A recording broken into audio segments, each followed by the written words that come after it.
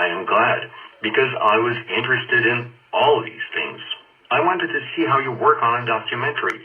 I wanted to work with beginner directors, but also with experienced producers at their second or third film, like Teodor Olteanu and Andrei Dascălescu. Therefore, working on these 4 films was a complex experience, since they are so different. It was intense and demanding at some point, because all these films had their premiere the same year, but it was all well in the end, and I will carry on with the same energy.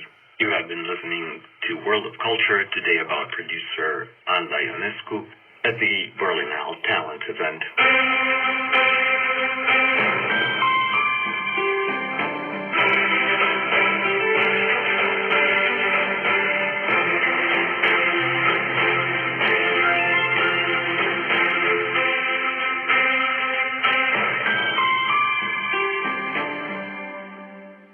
Coming up next on Radio Romania International, Culture and Nature.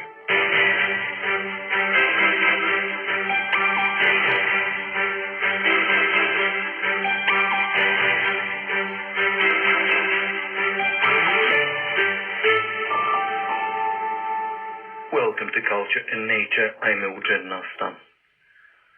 The famous artesian fountain known as Miorița can be found somewhere at the farther end of Bucharest. You can see it to your left as you're driving away from the city. It is a historical monument decorated with mosaic patterns depicting episodes of the traditional ballad with the same name, Miorița, the ewe lamb in English. Recall the ewe lamb is a traditional poem for which more than 1,400 versions have been discovered countrywide. Close by the beautiful fountain, you can see a beautiful villa rising. It is one of Bucharest's buildings with a historical past. We're speaking about the Minovici Villa, playing host to Professor Dr. Nicolae Minovici's Traditional Art Museum. Built in 1905 in the neo-Romanian style, the mansion was designed by Armenian-born Romanian architect Cristofi Cerchez.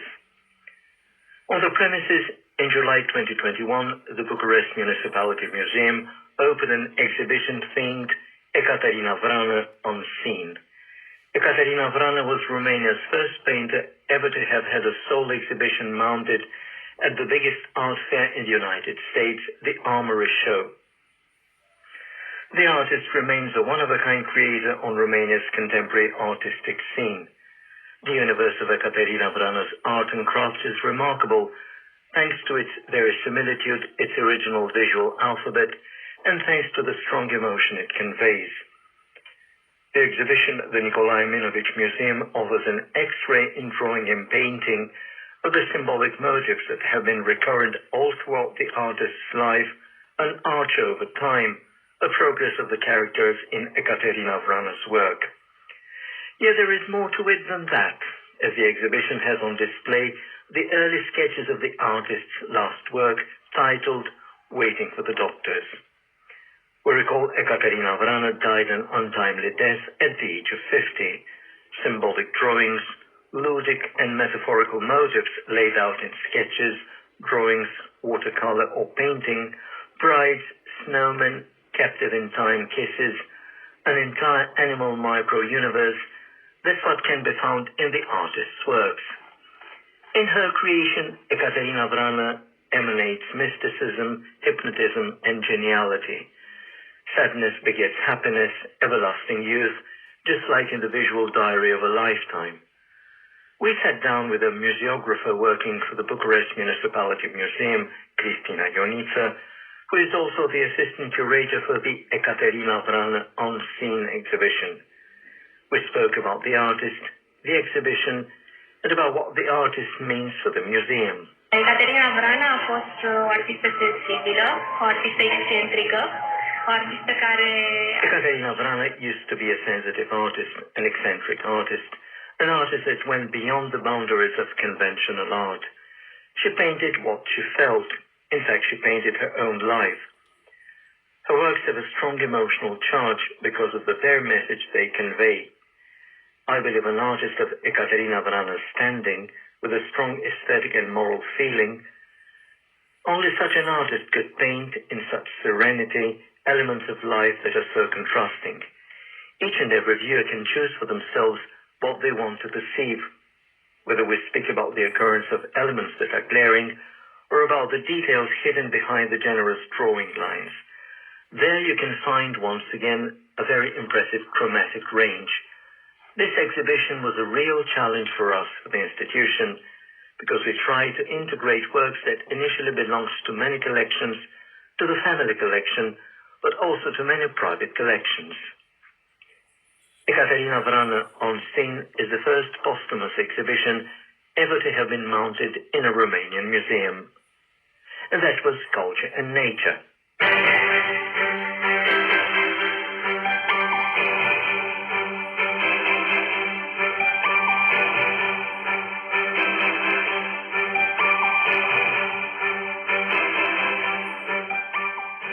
This is Radio Romania International, broadcasting from Bucharest. Radio Romania International Encyclopedia.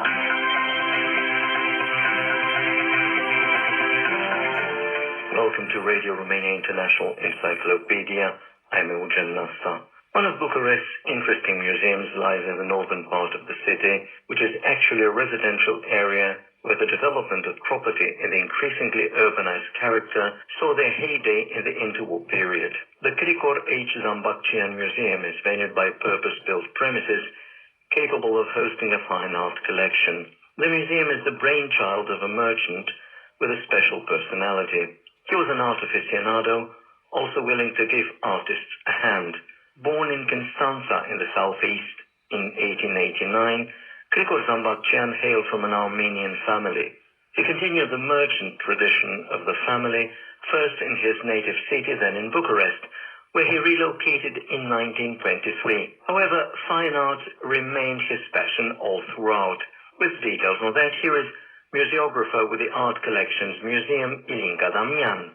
The family moved to Bucharest, also developing their trade in Romania's capital city. All his life, Zambaccian was in the fabric printing business and in the textile material trade in a broader sense. Apart from that, his great passion was collecting fine art objects, in principle Romanian paintings, and in the subsidiary French paintings.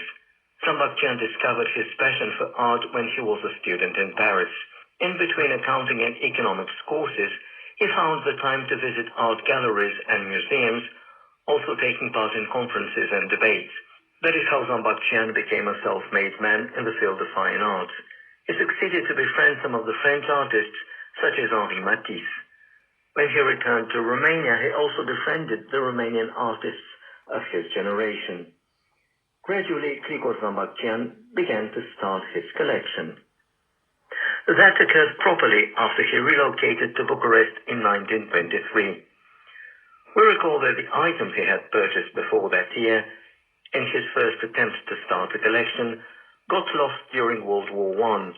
The first fine art works he purchased as a collector were authored by the artists he had already befriended. Speaking about that, here is Ilinca Damian once again. Toată viața va lega o prietenie foarte strânsă cu Petrașcu, căruia... All his life he maintained a close friendship with painter Gheorghe Petrașcu. Every so often he would buy works created by the maestro, whom he visited on Sundays. He also had a close friendship with Teodor Paladi, who visited Zambaccian in his study.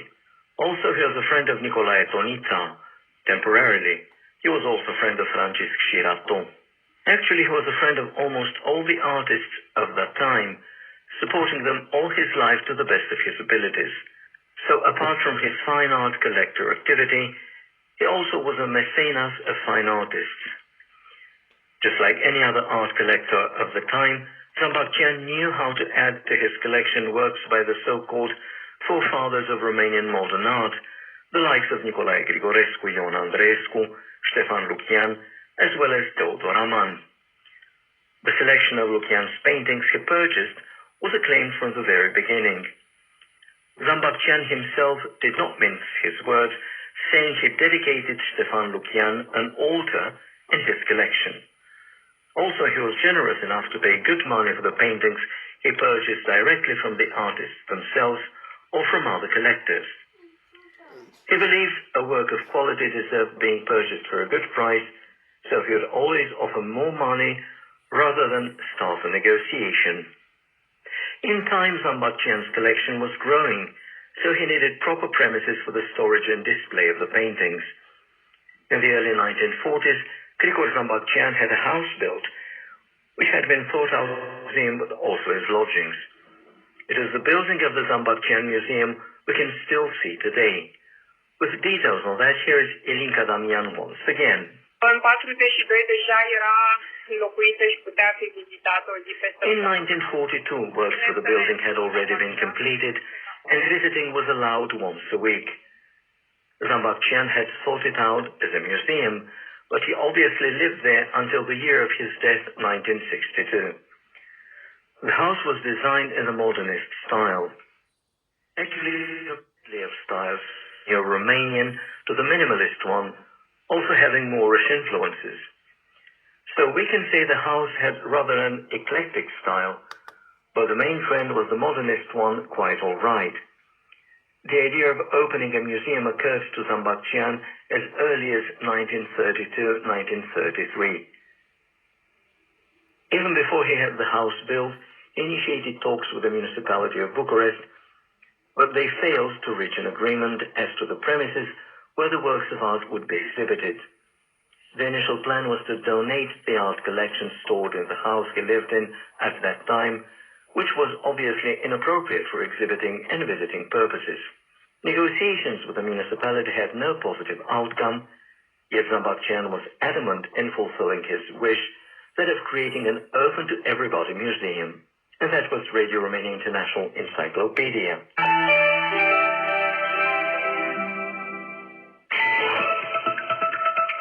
You are listening to Radio Romania International. Up in this program, it's All That Jazz. Welcome, I'm Luca Merasimion. Today's program features double bass player Vlaicu Golcha. Improvising artist and jazz double bassist Vlaicu Golcha stood out as a talented instrumentalist and improviser as early as his student days in the 90s, when he studied at the jazz section of the Academy of Music in Bucharest, currently the National University of Music. He graduated in 1998. Along the years, double bassist Vlaicu Golcha has collaborated on international stages and in recording studios with many outstanding artists, such as pianists Marius Vernescu, Ion Baciu Jr. and Lucian Ban, guitarist Sorin Romanescu, drummer Tudi Zaharescu, and vocal soloists Marta Hristea, Maria Răducanu, and Teodora Enache. With the latter, Vlaicu Golcha released a live album in 2004, from which we selected a well-known song composed by Richard Rogers, My Romance, which we invite you to listen to next. Performing are vocalist Teodora Enache, American saxophone star Rick Condit, pianist Ion Baciu Jr., double bassist Vlaicu Golcha, and Swedish drummer Pierre Söderberg. My romance doesn't have to have a moon in the sky. My romance doesn't need a blue lagoon standing by. No other place, no twinkling stars, no hideaway, no star guitars. My romance doesn't need a castle rising in Spain, nor a dance to a constantly surprising refrain. Wide awake, I can bear the most fantastic dreams come true. My romance doesn't need anything but you.